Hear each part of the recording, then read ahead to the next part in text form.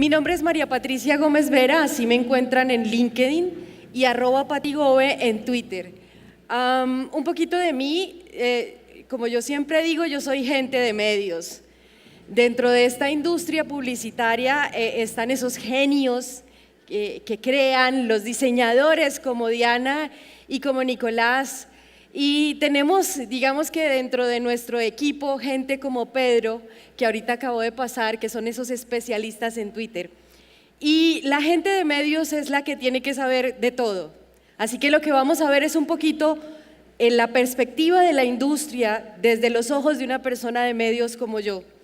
Y básicamente van a ver que dentro de este tiempo vamos a hablar de la pista, me dijeron. La lana, el dinero, el pisto, el dinero. Cada vez que se encuentran con una persona de medios va a tocar estos temas. Somos los que cuidamos el bolsillo de los clientes, yo siempre le digo a la gente que trabaja conmigo, somos como los corredores de bolsa de la industria publicitaria. Nosotros tenemos que hacer que el dinero que nos dan rinda. Así que bienvenidos. Esta intervención se llama Volver a la Esencia. ¿Por qué volver a la esencia? Alguien me decía, ¿acaso consideras que los avances tecnológicos no aplican, no son? Para nada. Cuando hablamos de volver a la esencia, pues les voy a contar una historia. Hace más o menos 10 años, un cliente, una multinacional, nos llamó a todas las agencias, a todos los equipos, y básicamente nos dijo: ustedes me dijeron que hiciera una página, yo hice una página.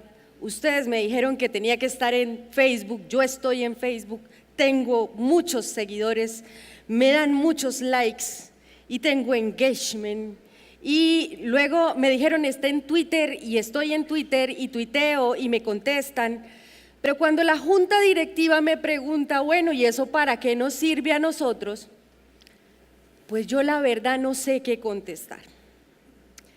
Y entonces nos sentó en ese momento, hace 10 años, a las agencias y nos pusimos a trabajar y nos dimos cuenta que probablemente en ese momento de nuestra historia estábamos yendo como se ve en la parte de arriba, del punto A al punto B, dando demasiadas vueltas. Entonces aparecía una innovación tecnológica y la adoptábamos porque no podíamos quedarnos atrás. Y aparecía otra y la adoptábamos porque no podíamos quedarnos atrás. Y tal vez la gran reflexión en ese momento es un poco lo que mis compañeros han venido mencionando y es: ¿para qué? ¿Cuál es el propósito de mi marca y para qué todos esos avances tecnológicos, todas esas tendencias están ayudando a mi marca realmente a lograr el objetivo? Porque está bien estar a la vanguardia, jamás voy a decir algo diferente a eso. Sin embargo, tenemos que hacernos preguntas para ser más eficientes, porque esa adopción de todo lo que llega al ritmo que nos está llegando, que es un ritmo realmente muy rápido, pues de alguna manera nos puede hacer perder el norte a todos y puede hacernos menos eficientes a la hora de ejercer nuestra profesión o de implementar las estrategias para las marcas. Así que volver a la esencia en esta intervención es un poco simplificar la ecuación. Y aquí tomo como base una frase del padre de esta casa anfitriona, la casa de Ogilvy, que es la que nos recibe hoy. Dijo: tu rol es vender, no dejes que nada te distraiga del único propósito de la publicidad. Eso jamás va a significar que no lo hagamos bonito, que no implementemos toda esa tecnología que Diana y que Nicolás nos presentó. Jamás va a significar que no seamos tan sexys como nos decía ahorita Pedro que tendríamos que ser a la hora de conversar y de enganchar a la gente. Por el contrario, tenemos que en este mar de ruido que tenemos en este momento encontrar la mejor manera de hacerlo. Y para ello les traigo 3 elementos o, como digo yo, la tríada favorita para poder hacerlo. Y es un poco, desde mi gusto, tal vez la manera más simple de ver nuestro negocio. Y aquí es importante que hagamos algo que me enseñaron hace un tiempo. Yo soy una apasionada por el consumidor, por la gente, como decía Pedro, y me enseñaron que cuando uno quiere aprender algo y está en un sitio como este, debe utilizar palancas o herramientas. Así que les voy a dar un tip cuando quieran aprender. Cada vez que hablemos durante este día del consumidor o de la gente, vamos a ponerlos la mano acá.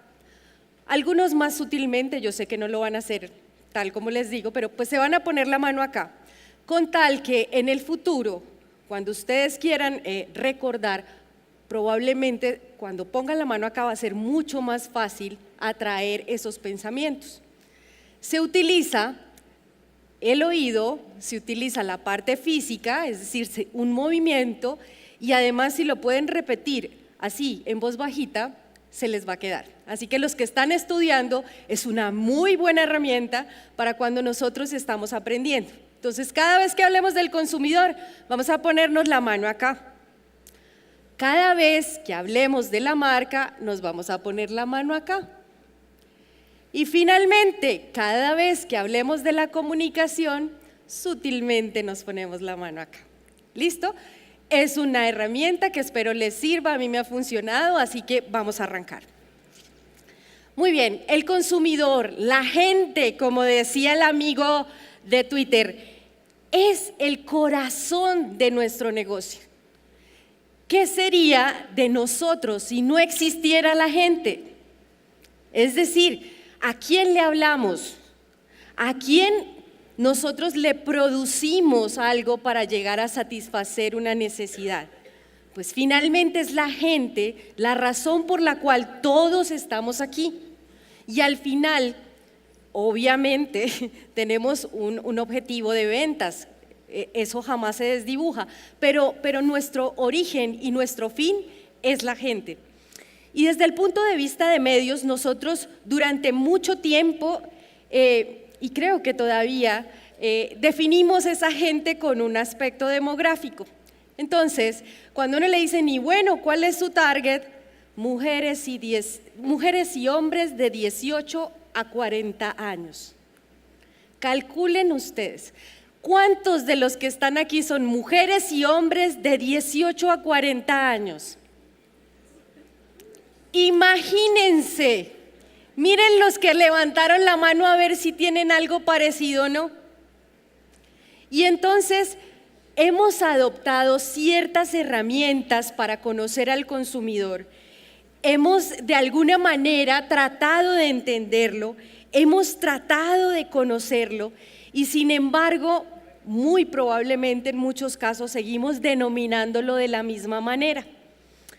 Así que esta pequeña intervención acerca del consumidor tiene mucho que ver con que la tecnología nos cambió. Y básicamente si ustedes comparan un poquito lo que hacían sus papás o sus abuelitos para entretenerse versus lo que ustedes hoy están haciendo para entretenerse, ha cambiado sustancialmente y ha cambiado gracias a Internet y a toda la tecnología que Internet nos ha traído. Es decir, podemos decir lo mismo, nosotros nos vamos a ver una película, pero probablemente no lo hagamos en cine, probablemente prendamos Netflix, probablemente lo veamos en cable o probablemente cojamos el celular y en YouTube lo veamos. Hemos cambiado tanto que es muy importante que nosotros encontremos herramientas que afinen muchísimo más el lápiz para conocer al consumidor. Y aquí básicamente les traigo algo de lo que nos podría estar pasando a los que en estos momentos tenemos una marca y creemos que tenemos información acerca del consumidor. Básicamente, podríamos llegar a tener algo muy parecido a esto. Entonces usted le pregunta a sus clientes, bueno, ¿y conoce al consumidor? Y dice, sí, claro que sí. Mire, La gente de investigación se hizo una investigación, mire, excelente. Ya sabemos quiénes son, ya sabemos qué hacen. Muy bien, la gente de la agencia me trajo otra investigación, buenísima, buenísima. Tenemos los resultados de Nielsen, tenemos TGI, tenemos EGM, tenemos las audiencias de televisión. Mire, no se imagina. Y cuando nosotros revisamos un poco lo que vemos en esta imagen, pues claramente lo que vemos es que sí hay muchas cosas, pero difícilmente le encontraríamos una forma a eso que vemos ahí. No sé si estamos de acuerdo, ¿cierto? Muy bien. Así que en los últimos años me gusta revisar mucho las encuestas y IBM hizo una encuesta en el 2013 y decía que el 80% de las personas que toman decisiones en las empresas o que las tomaban en ese tiempo, lo hacían basados en el instinto y la experiencia. Calculen, no dudo de la experiencia y no dudo del instinto, pero es un poco, no sé, asustador, ¿no? Porque va a depender mucho de ese instinto y de esa experiencia las decisiones de una compañía. Y luego IBM el año pasado vuelve a hacer el mismo estudio y nos dice más del 50% de las empresas en Latinoamérica que han logrado sobrepasar a sus competidores están utilizando una herramienta o una nueva estrategia de marketing denominada Data Driven Marketing o marketing basados en datos. Y bueno, ¿eso de qué se trata? ¿Eso con qué se come? ¿Yo cómo cojo esta cosa? Bueno, básicamente esta herramienta se trata un poco de ponerle orden a esos legos que veíamos. ¿Y cómo lo podemos hacer? Empezando por nuestros activos, por los activos que la marca, la compañía tiene. Y aquí es importantísimo que nosotros arranquemos por esa página web que mencionábamos en un comienzo. A la página web viene mucha gente y nosotros creemos que los conocemos. Yo siempre trato de traducir lo que la gente de tecnología me dice, pues un poco para poder traerlo a un lenguaje un poco más común. Así que ellos hablan de poner un píxel en la página. Yo lo voy a llamar el rastreador. Entonces, ponen un píxel en la página para empezar a rastrear a las personas que nos están visitando y empezar a darse cuenta, además de nuestra página, a dónde más va en la web esta persona para conocerlo un poco más. Y si nos damos cuenta, en términos de cuántas personas visitan nuestra página, pues uno diría, pues uno quisiera que fuera así, ¿no? Pero en realidad uno puede decir, tal vez es un poco así la gente que nos visita en estos momentos. Además de lo que nosotros podríamos tener ahí, hay una parte de la empresa que probablemente está haciendo un envío de mailings o boletines. Y esa gente envía sus boletines y le contestan y bien, pero el objetivo es que también le pongamos un píxel, un rastreador a esos boletines. Con eso vamos a empezar, a las personas que abran esos mails, vamos a empezar a seguirlos y a conocerlos. Entonces ya tenemos una base así, probablemente tengamos algo un poquito más así.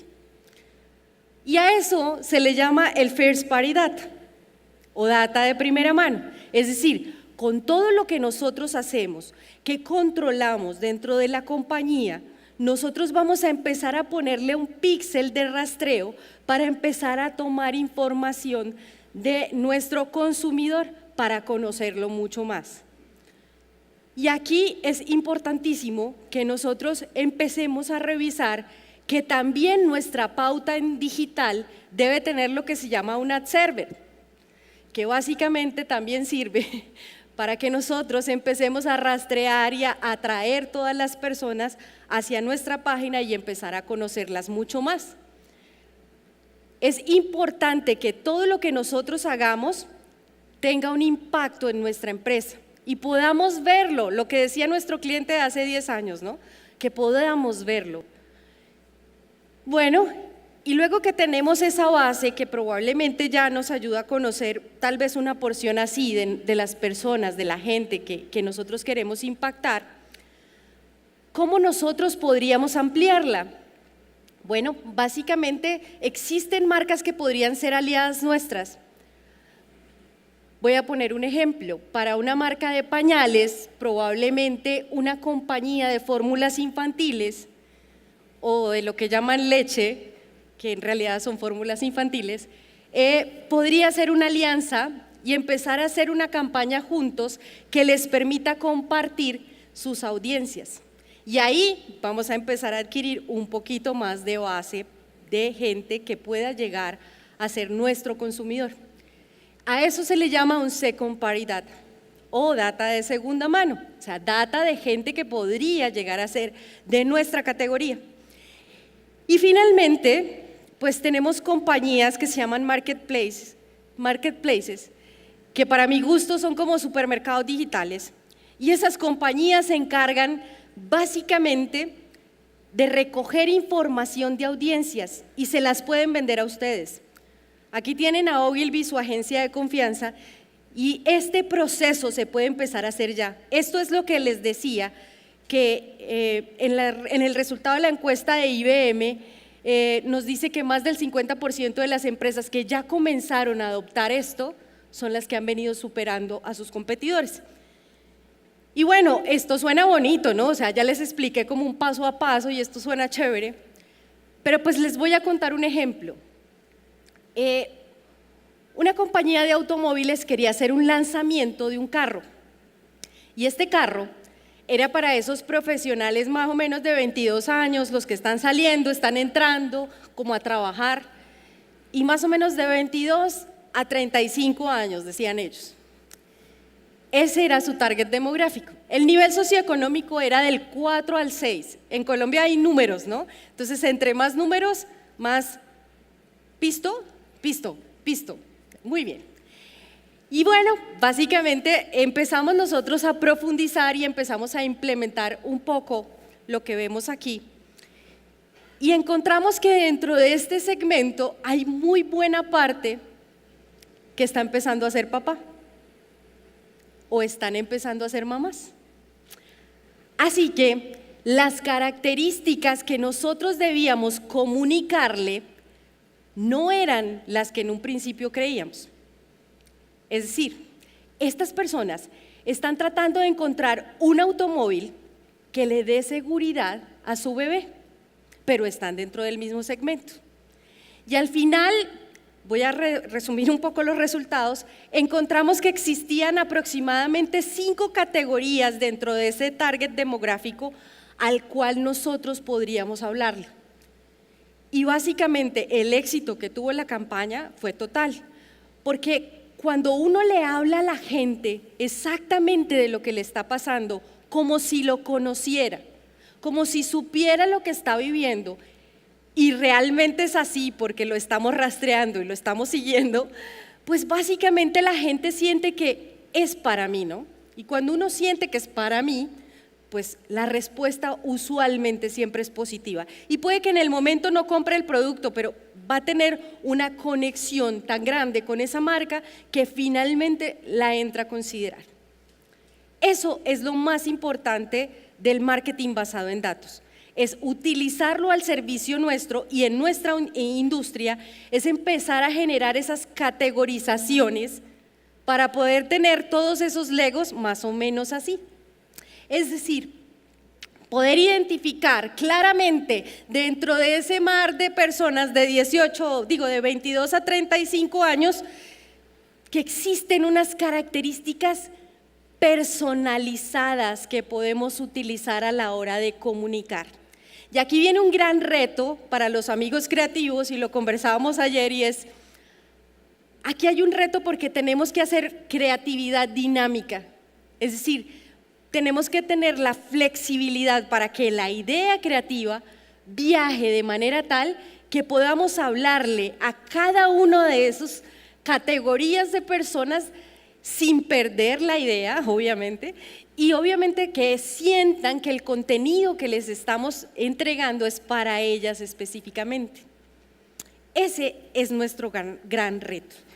Y aquí básicamente tenemos otra cosa importante, y es que además de la flexibilidad en la creatividad o la creatividad dinámica, pues también existe un tema de eficiencia.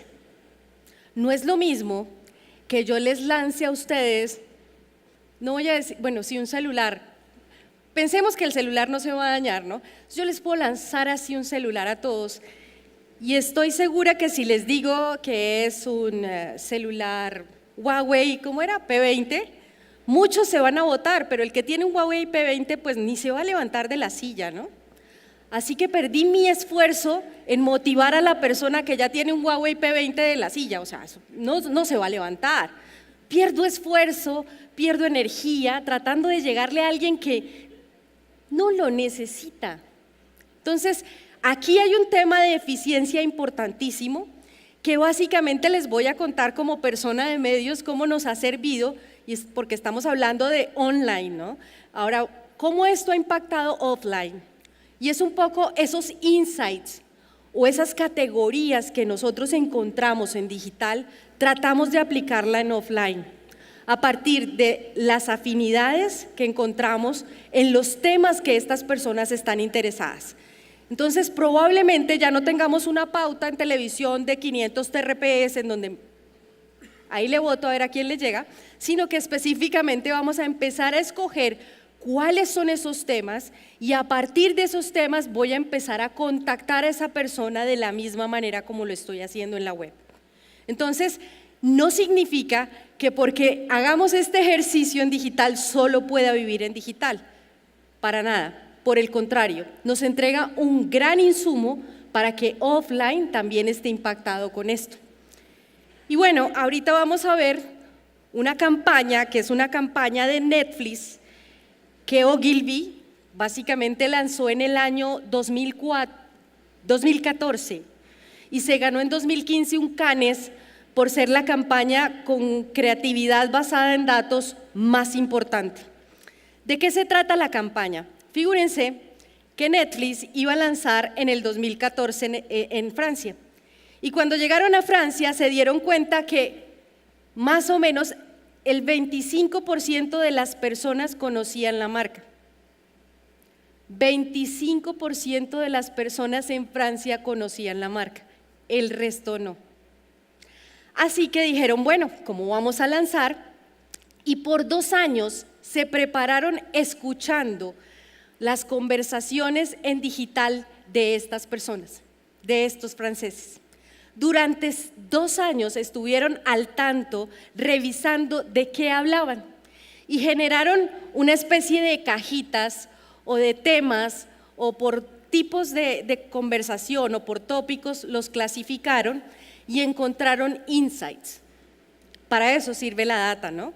Cuando encontraron esos insights dijeron muy bien, de todos estos insights que están acá, ¿cuáles son los que como marca nosotros deberíamos trabajar? Así que finalmente encontraron 3 insights. Los franceses aman la cultura, pero de todos los europeos son los más propensos a la piratería. Mire eso. Lo segundo, aman la innovación, pero son un poquitico escépticos de lo nuevo. Y finalmente, aman la revolución, todos conocemos la Revolución Francesa, pero son conservadores. Y uno dice, bueno, ¿y cómo uno crea una campaña con eso? Pues desarrollaron una campaña que se llama Inspirada en ti, que básicamente, digamos que el fundamento es acompañar en el día a día a los franceses. Inspirada en ti es una campaña que instaló 8,000 pantallas en toda Francia, pues, y esas 8,000 pantallas comunicaban aspectos del día a día que con datos enriquecían de manera contextual. Bueno, ¿y eso cómo se come? Les voy a contar un ejemplo y ya les voy a poner el video. Básicamente se trataba de que si yo estaba en una parada de bus y estaba lloviendo y en la parada de bus había una pantalla, pues más o menos me decían, parado esperando el bus. ¿Qué tal si se va para su casa y ve Netflix? O parado bajo la lluvia esperando el bus, ¿qué tal si se va para su casa a ver Netflix? Entonces se metieron en la vida de los franceses y básicamente lo que vamos a ver es el resultado de esta campaña. In September 2014, we launched Netflix in France. It was a big challenge with such a skeptical public. The only way to succeed was to be perfectly relevant. Luckily, we have the most adapted tool, Topics Model. Topics Model is a natural language processing system. It can transform a mass of everyday language into significant insights to identify a brand opportunity. We use this text mining approach to analyze 2 years of digital conversations and erase irrelevant data, the surface and the noise. It processed the data into different categories of meaning, sometimes from the same source. We use machine learning to train our algorithm to get better. This unique system enabled us to dive into the French mindset. We interpreted all the data with our knowledge of the local market to come up with 3 essential insights. The French love culture, but they're among Europe's biggest pirates. They love innovation, but they're skeptical of what's new. They love revolutions, but they're very conservative. Basically, we needed to break conventions without asking them to change. Thanks to Topics Model, we decided to create a platform inspired by you and came up with a creative revolution. A campaign made of GIFs, inspired by people's everyday life and typical French attitudes, connecting them to a good reason to watch Netflix. Skeptical? Try the Netflix platform for free. That's spoiler moment. Watch all episodes of Breaking Bad at once. Frustrated by all the waiting? Watch your favorite series instantly. Also, we use contextual data to address them real-time on more than 8,000 screens, when it rains, during the sales, or the holidays. The French identified so much with the GIFs, they put their skepticism aside and started to really love the brand. The brand awareness boomed in only 3 months, all thanks to data. Bueno, vieron que arrancaron con un 25% de conocimiento de marca. ¿En cuánto terminaron? 68% de reconocimiento de marca. Es una campaña que arrancó en digital porque pues se empezó a escuchar a la gente, se desarrolló en offline, en fuera de casa, y luego lo que veíamos, ¿no? Una cantidad de medios ganados, es decir, de gente que empezó a hablar en redes de la campaña porque fue totalmente exitosa. No nos dieron los resultados de ventas, pues eso no lo hace Netflix, pero finalmente sabemos que fue tan exitosa que esta campaña se replicó en muchos mercados. Entonces, bueno, básicamente aquí lo que tenemos es el primer punto de la triada, consumidor. Dentro del consumidor o la gente, básicamente tenemos que conocerlo, es lo que haría el éxito de todas las actividades de los que estamos aquí. Los marqueteros, los creativos, los de medios, los de cualquiera que estamos aquí, tiene que ver con ese consumidor, con cómo lo conocemos y básicamente tener una herramienta que se llama el Data Driven Marketing, que probablemente puede ayudarles a organizar la información que tienen de ese consumidor para ser muchísimo más eficientes a la hora de pautar. Muy bien, y ahora tenemos la marca. Entonces dijimos que cuando hablamos de marca nos vamos a poner la mano acá, muy bien. Entonces, básicamente cuando hablamos de marca, Pedro mencionaba ahorita algo súper importante y es que nosotros aparecemos gracias a que cuando la gente tiene una necesidad, pues nosotros encontramos cómo suplir esa necesidad. Sin embargo, la marca ha sufrido, o el producto ha sufrido una gran transformación con el paso de los años. En principio, pues uno tenía zapatos y vendía zapatos, o sea, es decir, comunicaba que el zapato era lindo, rojo, tenía tacón no sé qué, era cómodo, lo que sea, y bueno, la gente decía, características, ok. Pero ¿qué ha venido pasando? Y lo mencionaba Pedro ahorita, más allá del producto o de la necesidad específica del desempeño de algo, nosotros necesitamos o fuerza, o actitud, o felicidad, como lo ofrece Coca-Cola, o Nike, que ofrece principalmente actitud, como hágalo, adelante, o el cariño de siempre, más allá de un pan, como lo ofrece Vini. Pero ¿qué ha pasado en Latinoamérica? Bueno, todos los que estamos aquí hemos vivido o vivimos tal vez en una época la Latinoamérica que aprovechó el precio del petróleo y básicamente ayudó a que países como Brasil, Perú, Colombia, México, que creo que fueron los más grandes beneficiados de esa época, tuvieran como una bonanza económica que les permitió a las clases sociales tal vez adquirir un poquito más de lo que adquirían antes.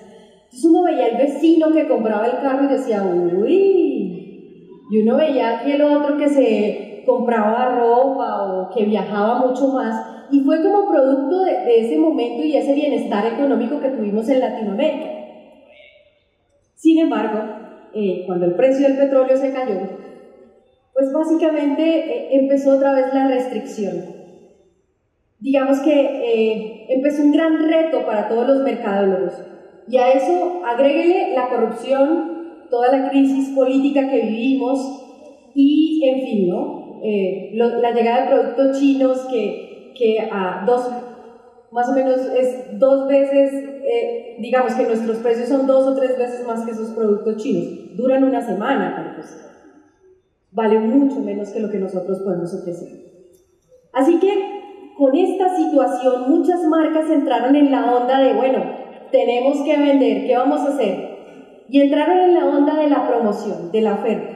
El 2x1, pague 2, lleve 3, lo que sea que era para vender. Y desafortunadamente tenemos una tendencia en Latinoamérica que tiene mucho que ver con eso, con esa gente que está buscando como, bueno, ¿cómo me rinde más la plata? Entonces esperemos que eso sacan alguna promoción. Y el poder y el valor de la marca se perdió. Y entonces las marcas que estaban luchando por mantener esas ventas en el día a día, tal vez no las que están acá, otras, perdieron de vista esto. Así que esta es una gran invitación a empezar a revisar lo esencial, el valor de la marca. Y aquí para terminar este punto de la marca, básicamente les voy a contar lo que para mí ha sido tal vez la estrategia de marca mejor pensada, y es Apple. En el año 2004, Jobs presentaba un cambio en la comunicación de la marca. Y básicamente él decía que había estado reunido con las agencias revisando cómo iba a ser el planteamiento de la marca. Y básicamente encontró que ellos no vendían cajas para que la gente trabajara. Ellos no vendían velocidad, aunque la tenían. Ellos podían hablar de diseño, porque lo tenían. Sin embargo, lo que él encontró en ese momento es que ellos lo que vendían, o básicamente en lo que creían, es que la gente con pasión puede cambiar el mundo y hacerlo mucho mejor. Imagínense al publicista de hace 30 años donde le dijéramos, mire, es que este que hace computadores cree que la gente con pasión puede cambiar el mundo y hacerlo mucho mejor. Pues sí, y hoy los que estamos acá, muchos de nosotros podemos tener algunos productos y sabemos que realmente nos hizo la vida mucho mejor, porque gracias a ellos pues tenemos un celular que tiene cámara, que tiene música, bueno, que tiene una cantidad de elementos en uno solo.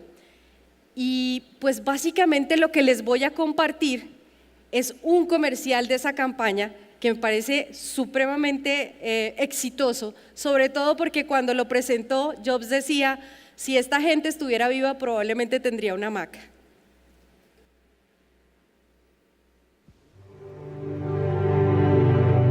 Here's to the crazy ones, the misfits, the rebels, the troublemakers, the round pegs in the square holes, the ones who see things differently. They're not fond of rules, and they have no respect for the status quo. You can quote them, disagree with them, glorify or vilify them. About the only thing you can't do is ignore them, because they change things. They push the human race forward. While some may see them as the crazy ones, we see genius. Because the people who are crazy enough to think they can change the world are the ones who do.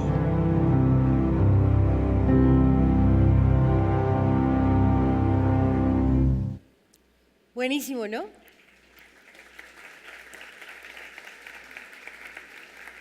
Porque la gente que cree que puede cambiar el mundo es la gente que finalmente lo logra.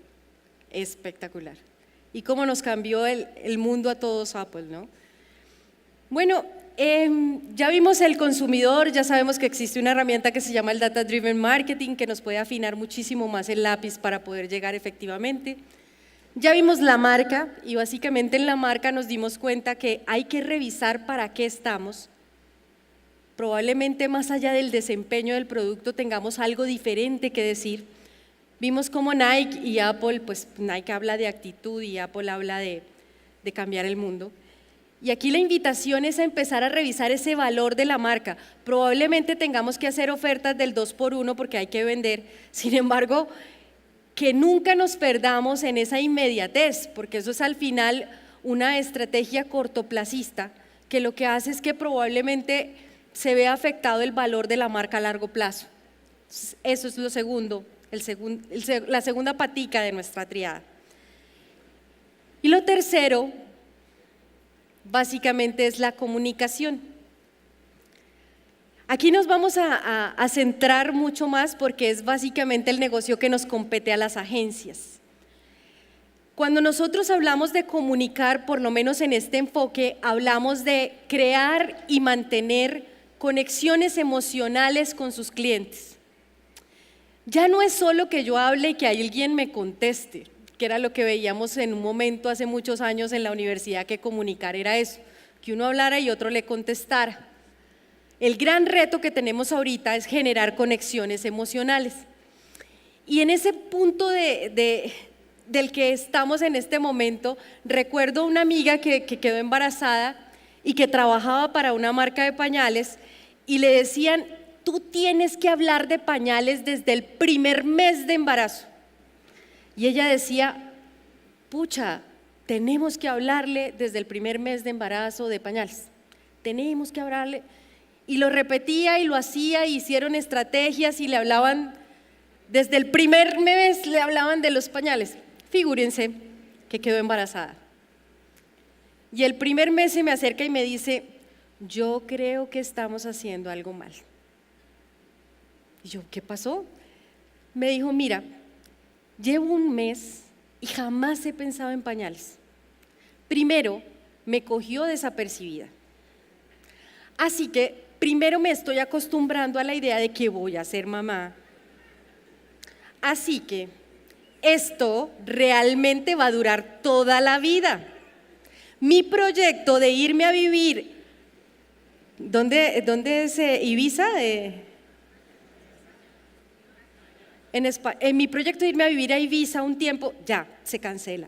Entonces, llevo un mes repasando cosas que van a cambiar mi vida, cosas que ya no voy a poder hacer porque, imagínense que soy mamá y yo dizque hablándole de pañales a la mamá, a ver, no. Y el segundo mes me decía: mire, tampoco, este mes tampoco he pensado en pañales. Este mes estoy pensando cómo contarle a mis papás, porque pues en el primer mes usualmente uno no cuenta porque uno está viendo a ver si la cosa prospera bien. Puede pasar que algo suceda, entonces uno no sabe, entonces eso es mejor como guardarlo. Entonces el segundo mes estoy mirando a ver cómo le cuento, cómo digo en el trabajo que, pues marica, ya no me voy a ir, o sea, estoy embarazada. Y así cada mes me decía: mira, yo creo que uno piensa en los pañales ya cuando uno dice: es este mes, ay Dios mío, ¿dónde está el pañal? ¿Qué pañal voy a comprar y cómo lo voy a hacer? Entonces, en este punto, ¿por qué hablar de conexiones emocionales y por qué la historia que les he venido contando arranca con el consumidor? Porque es que si usted realmente lo conoce, pues usted no le va a hablar de pañales en ese momento porque la persona no le va a parar bolas, no le va a prestar atención, porque pues es que ya está pensando en otras cosas. Es más, si usted como marca quiere que desde ese primer momento la consideren, para generar esa conexión emocional con esa mamá, tal vez no debería empezarle a hablar de pañales, ¿cierto? Entonces, ¿por qué comunicar es generar conexiones emocionales? Porque el contenido de la comunicación, el qué vamos a decir, debe estar enriquecido con todo lo que yo conozca de ese consumidor, de esa gente. Debe llegarle aquí, debe llegarle al alma, debe decir, por Dios, como decía ahorita Pedro, Serena, la amo. Debe decir eso y no me lo puedo poner yo, pero le voy a comprar a mi esposa porque es que esa es. Eso es lo que nosotros debemos lograr como marca a la hora de comunicar, que el contenido sea tan supremamente impactante, llegue tanto a la fibra de la gente que finalmente si no me pueden comprar se lo compren a alguien más, como pasa con Pedro. Eso es lo primero. Ahora, el cuándo. Y les contaba la historia de mi amiga, ¿no? No desde el primer mes de embarazo. Tenemos que elegir lo que nosotros llamamos en medios el momento de receptividad, cuando la persona es más propensa tal vez a que yo le hable específicamente de lo que significa mi marca. Y aquí hay un ejemplo súper claro y lo voy a poner con gente conocida porque pues uno tiene que hablar de su entorno. Mi esposo quería comprar una camioneta y básicamente el hombre se visitó todas las páginas de automóviles de Colombia, todas. El hombre sabía más de las camionetas que las personas que estaban en los concesionarios. Entonces hizo una preselección y básicamente cuando estuvo listo y dijo, yo creo que es esta, nos fuimos para el concesionario y me acuerdo mucho que el tipo le intentaba vender y él decía, no, yo sé que esta camioneta no tiene el aire acondicionado como lo tiene la de Brasil, pero no importa, igual a mí me gusta. Y el del concesionario tratando de decirle, mire, pero es que tiene, bueno, dijo, no, es que yo ya sé, Hoy tenemos consumidores, gente que sabe más de las marcas que nosotros mismos. Hoy las personas hacemos una previa investigación cuando vamos a tomar una decisión. Así que es muy importante que ese cuándo nosotros lo tengamos dividido en dos. Y es cuando está buscando y probablemente cuando ya haya tomado la decisión para impulsarlo a que el primer lugar que visite sea el mío y yo ahí darle el cierre. Eso es súper importante. ¿Cuándo? ¿Cómo? Bueno, aquí les voy a hablar solamente de una cosa y es video. El video sigue siendo el rey.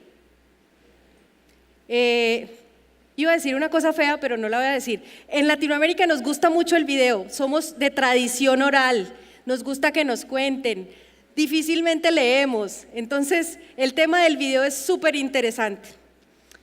Y aquí la invitación es que empecemos a exigirle a las agencias que trabajan con nosotros y ustedes, si están estudiando para trabajar en esto, a exigir cómo contar la historia en pocos segundos para que cuando estemos en ese contexto, navegando en internet, puedan engancharnos, conectarnos en esos pocos segundos. Van a haber momentos en que vamos a poder contar una historia larga de 1 minuto, como es el sueño de todo creativo, que le hagan una producción de Hollywood y que dure 1 minuto y que la gente llore. Va a haber tiempo, pero inicialmente tenemos pocos segundos para impactar. Y es la invitación que hace Google, que hace Facebook, bueno, YouTube nos dice todos los días, 10 segundos, traten de vender en 10 segundos. Y aquí hablamos del cómo. Y luego viene el dónde. En Mindshare, digo Mindshare, ¿no? La compañía a la cual pertenezco, desde hace algunos años, cuando hacemos las recomendaciones de medios, dejamos de hablar de medio para empezar a hablar de plataformas. Entonces, cuando reciben nuestras recomendaciones de medios, nuestros clientes, la recomendación no dice televisión abierta, radio, prensa, revista, sino dice video. Y en el capítulo de video, nosotros le decimos, mire, video en online, vamos a estar aquí, en offline, vamos a estar aquí, y probablemente dentro de offline, en cable, vamos a estar aquí. Y aquí finalmente se me va a acabar el tiempo. Hay un tema importantísimo en el cada cuánto y es la frecuencia. En los años 70, creo que fue, apareció la dichosísima frecuencia efectiva más 3. Todos los que llevamos más de 10 años en esta industria, alguna vez le llegaron, y la frecuencia más 3, y era que con la primera vez la gente sabía de qué se trataba, con la segunda medio conocía y en la tercera ya sabía qué era el mensaje. Con esa historia de la frecuencia efectiva nosotros decíamos, mire, tenemos que alcanzar al 80%, pero más o menos al 50% en la frecuencia efectiva más 3. Y así construíamos nosotros el alcance. Estoy hablando de televisión específicamente, que es donde nos concentramos. Y el alcance primero era en televisión abierta, luego lo hacíamos en cable, porque es que la televisión abierta empezó a caer en audiencia, y finalmente decíamos, mire, la gente está en digital, así que metámosle una plática digital. ¿Cuál es la propuesta de hoy? Y es digamos que la gran iniciativa, que el alcance no se empiece a construir con televisión abierta, que el alcance se empiece a construir en digital, porque como veíamos existe el Data Driven Marketing, vamos a tener afinadas las audiencias, vamos a tener incluso unas perfilaciones y unos insights que nos van a ayudar en los otros medios. Así que la primera construcción se hace en digital, esto es programática, luego lo hacemos en cable porque es mucho más fácil identificar los contenidos y finalmente en televisión abierta. ¿En qué proporción? En cada país es distinto. Por ejemplo, ahorita en Argentina solo hay video digital y cable. Y en otros países como Perú, por ejemplo, solo tenemos digital y Open TV, porque el cable no tiene buena penetración. Entonces, con esto terminamos el tema de la triada. Consumidor, hablamos de la marca y finalmente hablamos de la comunicación. Ahora bien, un bonus. Esto es una gran tendencia en Latinoamérica de las multinacionales y es reunir el mejor talento de todas las agencias, no en un solo lugar, sino en un solo equipo. Y tenemos que, para Colgate existe un equipo que se llama Red Fuse, para Ford Global Team Blue, para Kimberly-Clark KC Connect, para Coca-Cola RedNet, y básicamente se trata de que estas personas trabajen una sola estrategia, una sola recomendación, una sola ejecución, una sola negociación de medios, buscando eficiencias y sobre todo que la marca mantenga su identidad en toda Latinoamérica. Eso es como la tendencia que existe ahorita. Y para finalizar, pues los dejo con esta frase, no sé si la conozcan, es una frase del Principito, que habla de que lo esencial es invisible a los ojos, y aquí voy a tratar de hacerlo muy cortico. Hay mucha gente que está estudiando. ¿Cuántos están estudiando aún en la universidad? Muy bien. Este es nuestro momento. Básicamente se trata de que todos nosotros empecemos a aplicar esto que hemos visto a nosotros mismos. ¿Qué es lo que nos gusta? ¿Qué es lo que nos apasiona en la vida? Y cuando usted descubre qué es lo que le gusta y qué es lo que le apasiona en la vida, probablemente va empezando a encontrar un camino hacia donde profesionalmente usted puede avanzar. Y si además de eso usted reconoce cuáles son sus talentos y sabe cuál es su diferencial versus todos los compañeros que tengan en el salón de clase, va a ser muchísimo más fácil que cuando se pare enfrente de un profesional que le está haciendo una entrevista, usted tenga certeza de qué decir acerca de usted. Y para terminar les voy a contar una historia. Cuando yo arranqué en este negocio me dijeron que yo iba a ser mercaderista. ¿Saben qué es una mercaderista? Es una persona que en el supermercado se encargan de acomodar los productos. Es una impulsadora. Entonces me dijeron, usted va a estudiar eso, bueno, usted va a ser una impulsadora. Y a mí me llenaba de rabia y yo decía, no. Y básicamente le dicen, pero usted desde una ciudad chiquita, ¿cómo va a llegar a crecer? No. Y en un momento de mi vida conocí la historia del abejorro. El abejorro, según las leyes de la aerodinámica, no podría volar. Pero como al abejorro no le importan las leyes de la aerodinámica, el bendito decide volar. Así que la invitación es a que ustedes también lo hagan. Muchas gracias.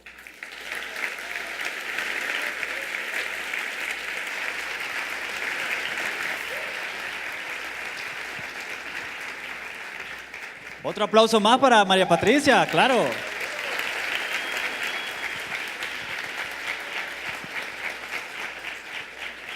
A continuación plantearemos la serie de preguntas y respuestas que nuestras personas nos han enviado a nuestro cuenta de Twitter, @ogilvyhonduras.